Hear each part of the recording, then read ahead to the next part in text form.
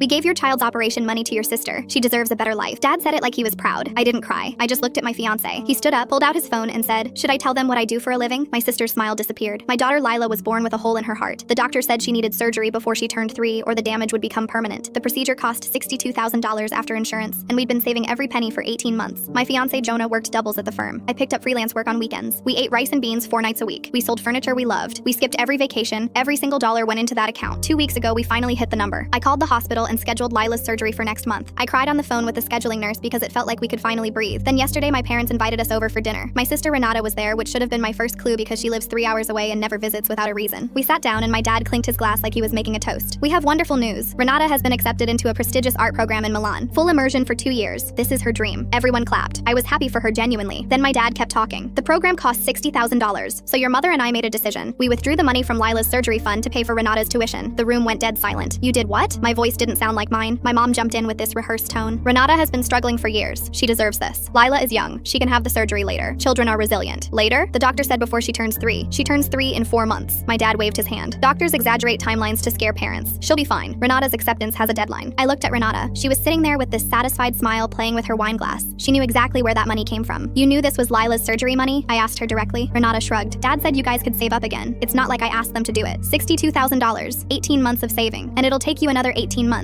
Meanwhile, my entire career window closes in 6 weeks. She said it like my daughter's heart was less important than her portfolio. My hands were shaking so hard the silverware rattled on my plate. That's when I looked at Jonah. He'd been completely still the entire time, watching, listening, processing. Then he stood up slowly and pulled out his phone. He looked at my father with an expression I'd never seen on his face before. Should I tell them what I do for a living? My sister's smile vanished. My parents looked confused. I'm a forensic accountant. I investigate financial fraud for the federal government. He let that sink in for a few seconds. That surgery fund was a joint medical trust with both our names on it. Withdrawing without the account holder's authorization isn't a family decision. It's a felony. My dad's face went gray. I don't know how you accessed that account. Maybe old login credentials. Maybe you called the bank pretending to be one of us. Either way, it's unauthorized transfer from a protected medical trust. That carries up to 10 years. My mom started stammering. We're family. This isn't a legal matter. You stole $62,000 earmarked for a baby's heart surgery. A judge won't see that as helping anyone. Jonah turned to my dad. You have 48 hours to return every cent. If the full amount isn't restored by Thursday at 5 p.m., I'm filing a report with my office Friday morning. The federal government does not care that we're related. Renata slammed her glass down. You'd send your own family to prison over money? Jonah looked at her. You'd let a 2-year-old's heart fail over an art program? Nobody moved. My dad's hands were trembling. My mom was crying quietly. Renata looked like she wanted to scream but couldn't find the words. We left without finishing dinner. Jonah held Lila the entire drive home, whispering to her that everything would be okay. The money was back in the account by Wednesday morning. Every cent. My parents haven't spoken to us since. Renata posted online about how her family destroyed her dreams and got sympathy from strangers who didn't know she funded those dreams with a toddler's heart surgery. Lila's operation is next month. The doctors say her prognosis is excellent, and Jonah went back to eating rice and beans without a single complaint.